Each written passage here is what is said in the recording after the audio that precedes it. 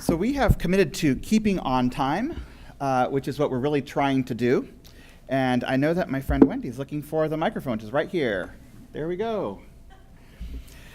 So we're entering the part of our program over the course of the last 2 days that's really about lifting up the words you've heard from many speakers, Molly from Sixto a minute ago, from Emmy and many of the other people recently, about sort of putting action behind our words. And so one of the things that's extraordinary about thinking about the course of the last 2 days is the energy and excitement around different people from different sectors coming together and on the spot thinking through what they might do to not make this a one-day or one-off event, but in fact to give this life and legs.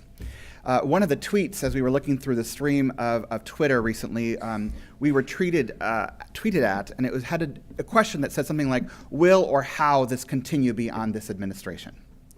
And at the end of the day, that answer really is about all of you here in this room and watching across the world or across the country, because the fact is we've gone through presidential transitions over and over and over in this country. And they happen, and they actually still create a foundation for extraordinary opportunity and innovation. And the only way this will continue is because all of you here today and joining us virtually are going to make sure it does live on. With that said, we are very pleased to do two things next, which is one, to call folks to stand up who've actually in the last 24 hours decided that they're going to make more action commitments to move this movement forward. And then secondly, after they announce what they are going to do as a result of coming here to the White House over the course of the last 2 days, we're going to invite any other of you who are so inspired to share an action commitment about what specifically either you will do personally or your organization to take what you've learned and to move it forward in an action-oriented way. With that said, I'm going to re-invite Elijah and Wendy to first take the microphone to Scooter Ward from the District of Columbia's Child Family Services Agency. Yes.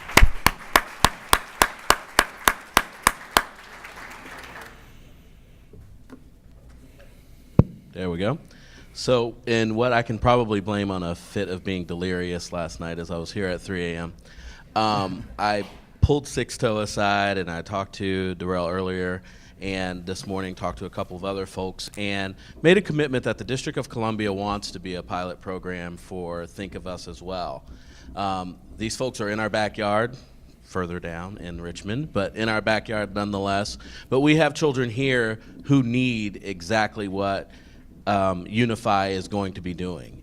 And we want to partner with them, not only strategically to allow our children to gather the skills that they can need from the application, but also have some of our partners, technology partners that we work with, also work with Think of Us and their partners to develop this into something more robust that can help kids across the country. So I'm very excited to announce that we will be partnering with you guys to do that.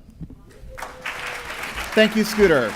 And now I'd like to invite Priya Mistry from the Silicon Valley Children's Fund. Okay. Thank you. So I think our friends from Romania said it best, that this was a great place to start. The White House is a great place to start this hackathon, and the work does not end here. So we invite our friends from Romania and hopefully a lot of others from here to join us in Silicon Valley to continue the work. So in October, we're committing to having this work continue, this innovation continue, and support the second hackathon and continue what we're doing. And for those of you who live in Silicon Valley, you'll know that it's a tech hub. If you get into the heart of Silicon Valley, you can't go a city block without running into either engineers, entrepreneurs, or innovators. So it's time to bring those innovators together and to help us solve the system. And I am here with Jana Rickerson from DFCS, who is one of our partners. Good afternoon, everybody. My name is Jana Rickerson, the Assistant Director for DFCS. So we are delighted to have the second hackathon take place in our county of Santa Clara County in the San Francisco Bay Area.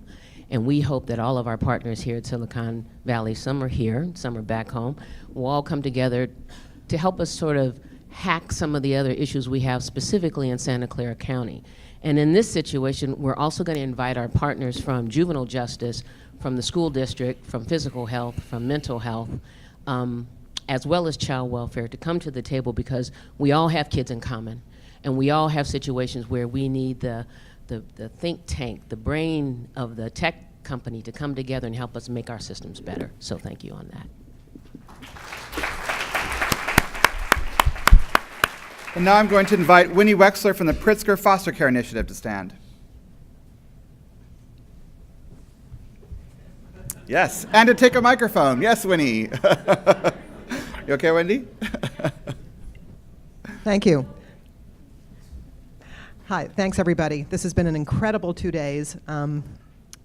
Overwhelming, even for someone like me who had very high expectations. They've been surpassed. Anyway, on behalf of all of us associated with what we're doing, we want to thank everyone who took part here today, and to say we're excited about the next hackathon in Silicon Valley. We want to support that. Yali Lincroft, who had to leave and take a plane, we talked about it. Walter S. Johnson Foundation also wants to support that next hackathon, as we've both done here for this event. And look forward to potentially hosting something down the road as appropriate back in Los Angeles again. So anyway, we're going to keep the conversation going. Thanks.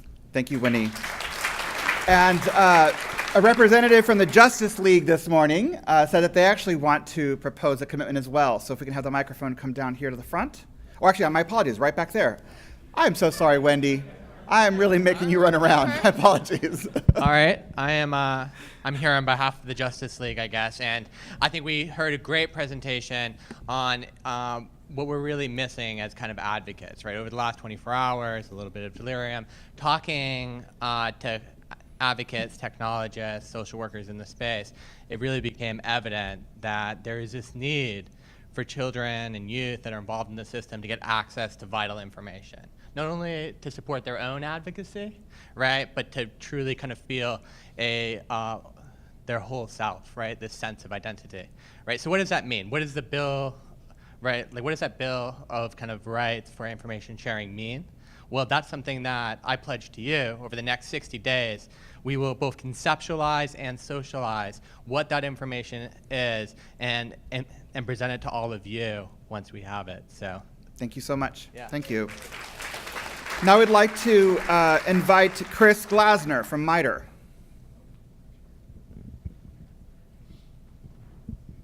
Thank you very much. What we commit to do, this has just been a really amazing few days. And the thing that amazes me is all the different types of people coming together, from public, from private, people who hack front ends, people who look at data, people who really understand the nature of the problem. Our commitment is that we want to serve as a catalyst to bring together the public, the innovators together. One of the things we heard earlier is, how do we do that in this regulatory environment? The government can't easily reach out to those innovators. So we want to help serve as that catalyst as a FFRDC, the Federally Funded Research Development Center, to start bringing people like that together and serve as a facilitator. And so what we're going to be doing over the next few months is work with HHS and start taking that, putting that into action, and help come up with a strategy for how to do this. Thank you so much. Thank you. Next up, before I open it to the audience, is actually the reflection that many of the administration on Children, Youth, and Family staff who are both here, who have been with us the whole time, were at the hackathon, and who every single day grapple with these issues, have also huddled and figured out what kinds of commitments we can make leaving on behalf of ACYF. And to share some of those commitments right now is Jenny Wood, our Chief Deputy of ACYF. Hello, hello. So we have some exciting commitments. First off, to the Justice League, we commit to issuing policy guidance on all three of your asks. First, Medicaid enrollment, making that automatic. The second, data sharing and ensuring that agencies, not only child welfare, but education and courts, are sharing data, and that we as the federal government are encouraging that to happen, and ensuring that we're putting out strong guidance on the right for youth to access their own information. So thank you for those wonderful suggestions. Second, to our Presidential Innovation Fellows, thank you so much for the digital foster. We love it, and we want to actually share the various case management and data collection systems through CWIS on our digital library that you all have created for us, and make that available through childwelfare.gov. So thank you so much for that. And then to all of the wonderful mobile apps that were presented. So preventing teen pregnancy, preventing addiction from pregnant and parenting young people and mothers, preventing youth homelessness, and also creating the great pipeline for foster parents. We are committing to trying to find ways to make those sustainable, every single one. So for the various different apps, we're going to look at how do we populate HHS data, not only the data that we have access to through child welfare, runaway and homeless youth programs, teen pregnancy programs, but across HHS for the treatment providers and various other services that we know will be great to fit right into those apps that were created. We want to look at how can we share these on our federal websites. We also want to look at getting local commitments. How can we leverage the power that we have to connect with local communities? So the app that was created to prevent youth homelessness in Los Angeles, how can we work with the city and county of Los Angeles to really get some local commitments? So we are very excited to moving all of those apps forward. And then last, we loved the pop-up team, the data visualization. So we commit to cleaning up our data a bit more, making that more accessible, and creating some cool-looking data visualizations and sharing them with the world. So those are very exciting commitments. Thank you. And for those of you who know, none of the commitments that have been made are going to be easy. Every single person who stood up is going to have to try to figure it out and have a yes, we can attitude. And with that said, we know that there might be some of you who might want to lift up your own commitments, either personally or on behalf of your organization or some other entity with which you work, perhaps as a volunteer or even in your professional life. But leaving this White House over the last couple of days, what might you do? What might your contribution be to this work? Just raise your hand. So yes, we'll go here to the front, and then I see a hand in the back. Hi. I'm Kathy Krebs. I'm from the American Bar Association Section Litigation Children's Rights Litigation Committee. On behalf of my committee, we pledge to publish and promote the work from the Legal Hack on our website, to bring attention to it, but also to issue a call to action to ABA members and to lawyers across the country to work together to break through some of these legal barriers. Some of them real, most, as were noted, imaginary, but to break through those barriers so that data can be shared to better improve the lives of foster youth and their families. So thank you. But before you pass the mic, before you get the mic back, for those of us who may not know what the ABA means, because we have so many wonderful sectors in the room, what does that mean? Absolutely. We are a membership organization of lawyers across the country. Our membership is 400,000 members. So we have quite a strong reach and as well as a platform to reach many lawyers who are not even members of the ABA. Thank you so much. Yeah. And I saw a hand in the back. Hi, my name is Sherry Lockman. I'm the founder of Foster America. We are working to bring together leaders and innovators from across the country from a couple of key sectors, such as business and technology, to serve as fellows for a year to 2 years at both government child welfare agencies and nonprofits to help them hack some of the most major challenges in the child welfare systems that require the magic that we saw today, the magic of bringing together the insiders with the outsiders with different perspectives to offer to solve big problems. So really I wanted to get up to say that we're committed to working with our pilot sites, New York City, Gladys is here today, and with Pittsburgh, Aaron Dalton from Pittsburgh is here today, and with the private sector to bring these fellows into the field to help sustain some of this magic.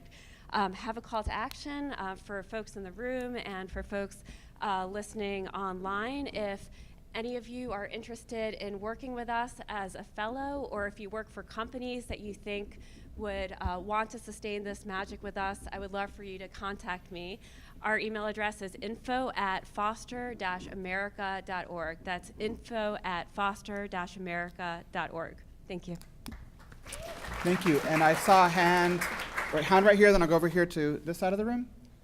Hi, I'm Carrie Miller from Los Angeles County Office of Child Protection, and with me is Diane Iglesias from the Department of Children and Family Services in Los Angeles County. We both participated in the Legal Hackathon, and we're so inspired by the discussion that came out and by the commitments that are being made that we've agreed to partner together and bring our other LA County partners together to figure out how can we make those a reality and share the data in conjunction with what we came up with in LA. Wonderful, thank you. Thank you. And I saw a hand over here. Actually, a couple over here. Yes. We are making Wendy run today. I'm going to go ahead and speak. Hi, my name is John Bradford. I'm the CEO of CoLab, a venture studio based out of Los Angeles. We built the landmark application that you saw, and we just wanted to commit to finish what we're starting. We're totally willing to.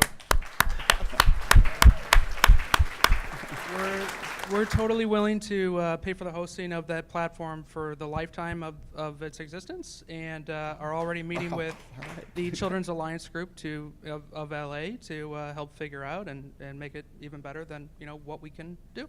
Thank you. Thank you. Yes. Yes.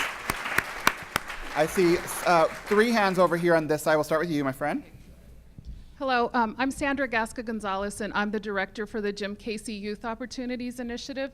And for those of you who don't know what we do, we focus on improving the lives of young people ages 14 to 25 who are transitioning from foster care without parents, and basically we have failed them as a system. And we are in 18 states, all the way from Hawaii to as far east as Maine. And I take my direction from the young people, the thousands of young people that are in our sites. And what I commit to doing is taking back all of this information to those young people who direct me, help me prioritize where we need to go, and then put the resources behind it to make it happen. And Octavia, who is one of my partners here, she's a young fellow, she also had a suggestion and an action commitment for me, so I'm gonna let her share it. Thank you. I had the opportunity to moderate the Innovating in Nonprofit session, and it was really exciting and great. Shout out to all the panelists. And during that time, I heard some concerns about taking a step from, as Sisto says, the engagement strategy to intervention as it relates to engaging youth and in the spirit of authentic youth engagement as trained by Jim Casey Youth Opportunity Initiative. I'm making sure that she'll be responsible for providing youth engagement training for anyone who's interested as it relates to actually engaging youth. Thank you very much. All right. I saw 2 more hands over here. Great. One there, and then over here to Marquise. Okay. Hi, I'm Ariel Jalali with Sensei in Los Angeles. First off, wanted to just congratulate everyone here from a technology standpoint. Amazing stuff that we've seen. Specifically, the area of data and also the chat bots, virtual assistants. These are the new apps that we're going to be contending with. And my commitment is to help use the Sensei platform, which connects helpful strangers that don't know each other, i.e. everyone in this room to everyone outside that might need help, to extend the capabilities of virtual assistant bots when they fail to find an answer, to find an awesome human that can help you. So we'll open that platform up and make that available. Thank you so much.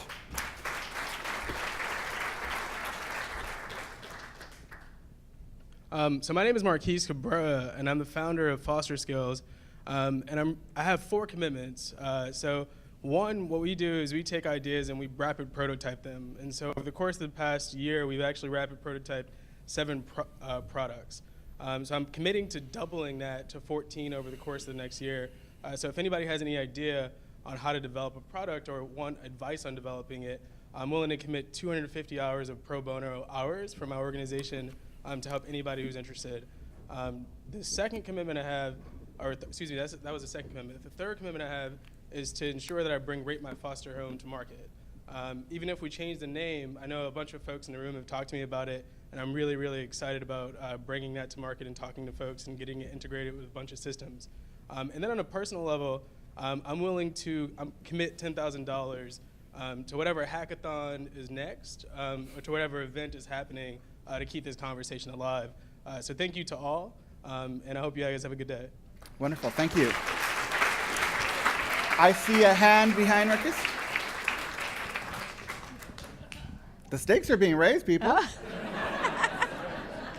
So just to remind everybody that New York City is in the house. There you go. So New York City, because I see this California, you know.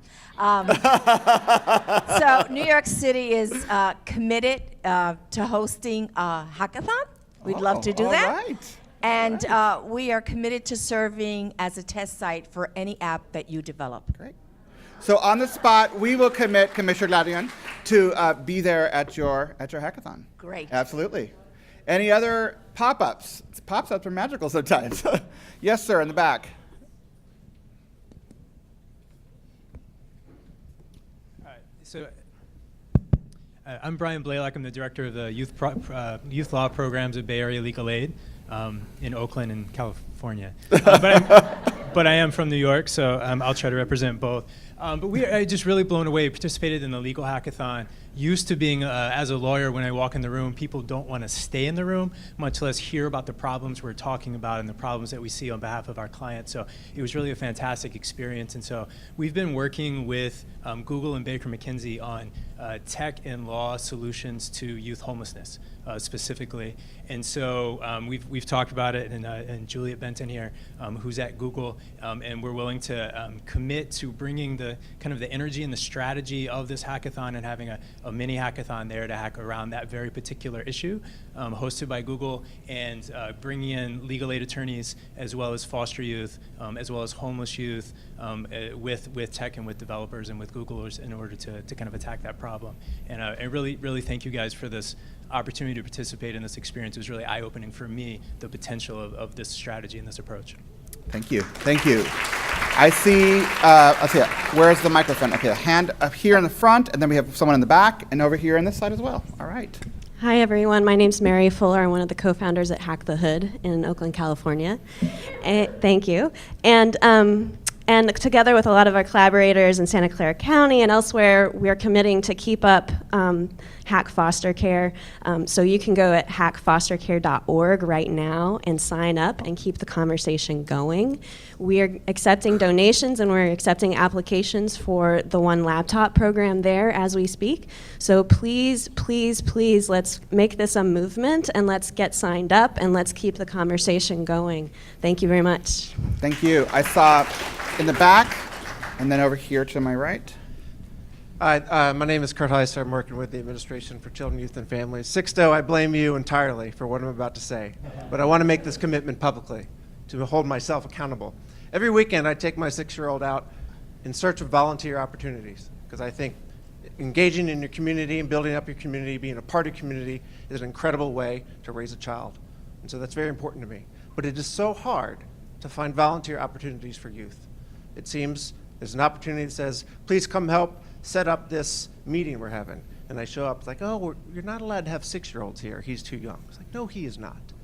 So I want to make a commitment to build, whether it's a hackathon that I run from my living room, or whether it's something that I engage anyone in here to help me build, but I'm going to need some tech help, an online website to allow volunteer match opportunities for foster youth. So if a foster youth needs a ride to a soccer game, we'll help them out. If they need somebody to review their resume, we'll help them out. Anything they need, or their foster family needs, or their adoptive family needs, or their caseworker needs, whether it's help setting up a meeting that they're going to get together to meet their family again, we'll help them out. So making those connections and giving that space to allow foster youth in any community to find those volunteer opportunities, something I want to do. Okay, thank you. I saw a hand over here, and I think that's the last. Is there? Yes, thank you. You can respond to that shout out, sure. How about this? How about this? Let's do this. While Wendy goes, why don't my friend in the back here go, and then we'll go to Sixto. So let's go back over here. My name's Kush Cooper, and my company serves not all at one time, but the almost 900 private foster care providers in the state of California. And they're not, we don't hear about them often. We haven't heard about the residential treatment programs and the foster family agencies. And my commitment is to help them use tech to deploy innovations effectively and quickly. So we're not taking things to scale in 7 to 10 years, that we're taking them to scale in 12 months. Thank you very much. Thank you. Hello. Darrell Booker with Think of Us, and we got a lot of support, especially putting Sixto's idea together, and especially Kurt and everything that you did for us. So we at Think of Us, we want to commit to building that platform for their volunteers for foster youth. So that's our commitment. Thank you. Okay. Anybody else? Okay. Yes, right over here. Yes. Hi, my name is Dom. Where's the Ask Amy team? Are they? Hey, I work for Twilio, which is the messaging app that you all used. Twilio is committed to 1 billion messages for good, so if you want to put that into production, I will work with you to make it happen. Awesome. Thank you. So I'm going to actually now, they say that Newton's other fourth law is to not ask questions you don't know the answers to. But we're trying to model risk too, and we really did not know all of the pieces that were going to pop up. So we are truly excited about the response and the energy that we have. And to transition us to make sure you get out of here for your Memorial Day weekend, we want to do a couple of things. But before I know that my friend Commissioner Gladys Carrion leaves, I wanted to lift up something that resonated with me. She was making a comment this morning in the context of a conversation on big data. And as usual, things were happening, schedules were running late, it was sort of a rocky start, and all of a sudden the conversation got real and got open and lively. And part of that was because of the way in which my colleague, Commissioner Carrion, framed up the issues which we often dance around in child welfare, which is that, in fact, this system has from its very origins been constructed, oftentimes to look for and to extract from families the marginalized and the poor and the oppressed. From its founding, ultimately, in the East Coast, to the Indian Adoption Project and the way in which we actually forcibly removed young people from Native American families. This is the system that we are trying to change. Not because we want to assign blame for an individual or a group of people who made that decision. That is the past. But the future is very much about the way in which you can stand squarely in the work, rolling up your sleeves, not at the edges just critiquing, but to constructively criticize, to say, what more can we do, Commissioner Carrion, in New York City, one of the largest systems in the country? Or to our friends from LA County on East Coast, West Coast here, the largest system in the country. And everywhere else in between, Hawaii, Utah, Georgia, you know exactly how difficult this work is.